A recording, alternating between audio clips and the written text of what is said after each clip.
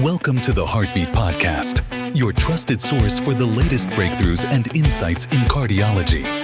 Here, we uncover the science behind every beat, bringing you cutting-edge research, expert discussions, and innovative approaches to heart health. Whether you're a medical professional, a curious learner, or someone passionate about understanding the heart's complexities, you're in the right place. So let's dive into today's episode and explore the pulse of modern cardiology together. Welcome back, everyone, to the Deep Dive.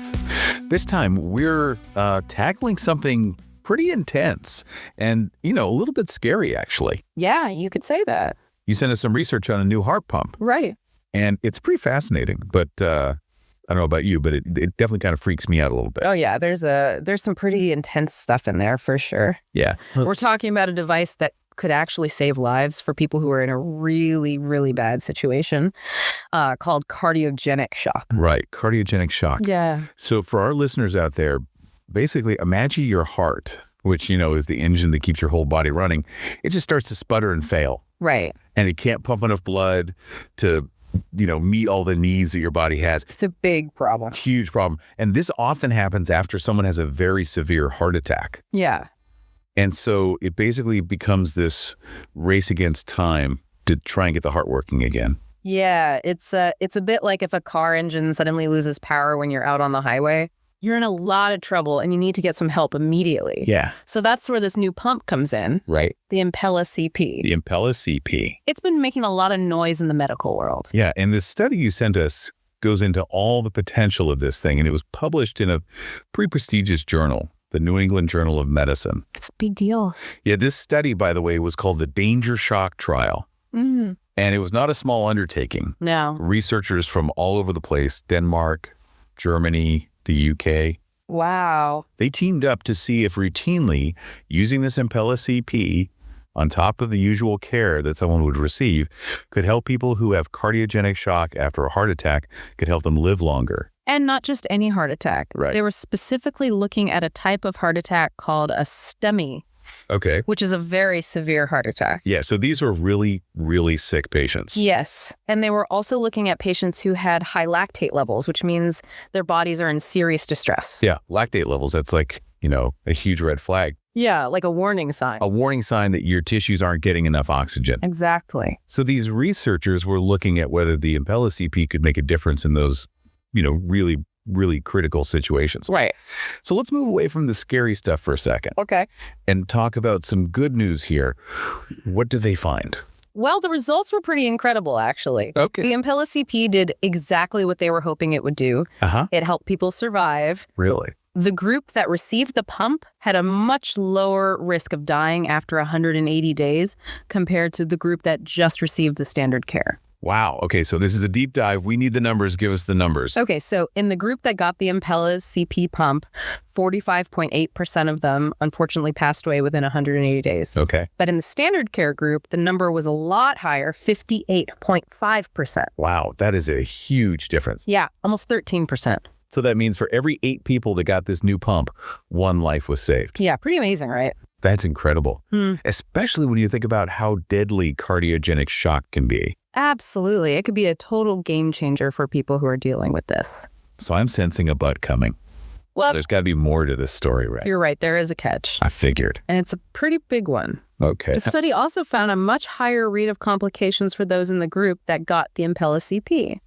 What kind of complications are we talking about here? Well, things like severe bleeding, problems with blood flow to the limbs, and get this, they even needed dialysis more often. Dialysis? Yeah, I know, right? That's not what I was expecting at all. It's surprising. I thought dialysis was something that was more common with much more invasive treatments, like what is it called? Extracorporeal life support. Right. It is. And researchers are trying to figure out why exactly this is happening. So what do they think so far? Well, one theory is that it could be because of something called hemolysis. Hemolysis? Yeah. So you know how if you put fruit in a blender, it gets chopped up and damaged? Well, it seems like the Impella CP, even though it's not as invasive as some other treatments, it might still cause some damage to red blood cells. Okay. And this hemolysis can then lead to problems with your kidneys. Oh, so that's where the dialysis comes in. Exactly. So we've got this new tool that can help the heart, but it might cause some, damage along the way. It's a trade-off. It's a trade-off, yeah. And it definitely makes things a little bit tricky for doctors when they're trying to decide what to do. Yeah, I can imagine. It's a tough call for sure. It really shows just how complicated, medical stuff can be. Yeah. It's never just fixing one thing. There are always, other things to think about, other effects, and you have to consider the downsides as well. Yeah, for sure. So even with all these risks, were there any cases where the Impella CP really seemed to help where the benefits were more than the risks? Oh, yeah, definitely. Okay. The study found that it worked really well in patients who had really low blood pressure before they started treatment. For those people, the Impella CP was really good at stabilizing them, and it seemed to really improve their chances of making it. So it's kind of like when the power's about to go out and the backup generator kicks in. Yeah. You're buying some time to prevent, the whole system from crashing. Yeah, that's a great way to think about it. Okay. It's not just about pumping blood. Right. It's about giving support when it's really needed. Yeah. And this is actually how the Impella CP works. Okay. It's not just pumping blood. It also seems to help the heart muscle itself. Oh, really? Yeah. It reduces how hard the heart has to work. So it's like giving the heart a break, a chance to recover. Exactly. Wow. So it's not just replacing the heart, it's helping it heal too. That's exactly it. And that's what makes this research so exciting. Yeah. It's not just about a new device. It's a whole new way of thinking about cardiogenic shock. So instead of just, fighting the fire, Right. we're helping the firefighters. Yeah. We're supporting the heart instead of forcing it to work harder. That's amazing. So this could lead to even more new treatments in the future. I think so. But for now, we're still dealing with the reality of this tool, the fact that it could save lives. Wow. But it also has some serious downsides. That's true. I imagine that's got to be a lot for doctors to weigh. Oh, it's a huge responsibility. Yeah. This study gives us a lot of good information, but it's just one piece of the puzzle. Right. We need more research to help doctors make the best choices for their patients. What kind of research do we need? What are the next steps? Well, one really interesting area is looking at whether the Impella CP could be helpful for people who have really bad heart attacks, but don't go into full-blown cardiogenic shock. So using it earlier. Yeah, before things get really bad. That's a really different way to use it. It is. It's more like prevention instead of last-minute intervention. Exactly. And researchers are looking into it. That's pretty cool. It is. But the key is figuring out who would benefit the most, Right.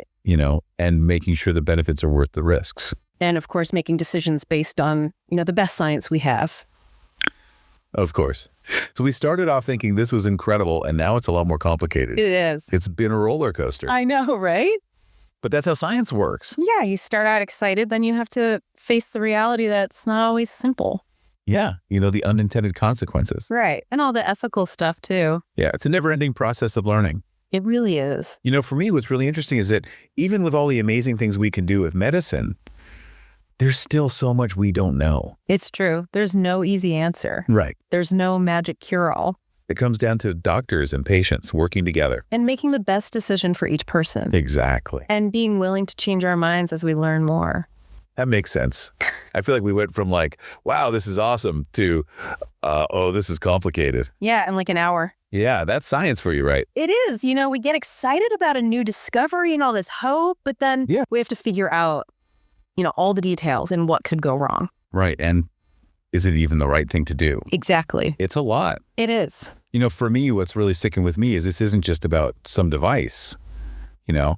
It's about people's lives. Right. People who are in a really, really scary situation. Real people making really difficult decisions. Yeah.